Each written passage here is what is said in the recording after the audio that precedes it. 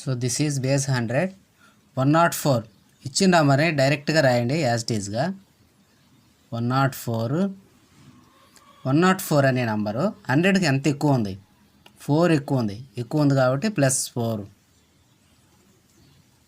That is equal to 108. ఈ 4ని square చేయండి 16. So this is answer. 106 as it ఈజ్గా రాయండి. 106 100కి ఎంత ఎక్కువ ఉంది? 6 ఎక్కువ ఉంది కాబట్టి ప్లస్ 106 + 6 112. తర్వాత ఈ 6ని స్క్వేర్ చేయండి 36. 24ని యాజ్ ఇట్ ఈజ్గా రాయండి. 100కి ఎంత తక్కువ ఉంది? 6 తక్కువ ఉంది కాబట్టి -6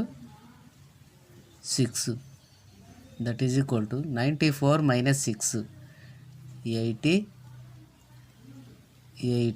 ఈ 6ని స్క్వేర్ చేయండి 36. So this is answer.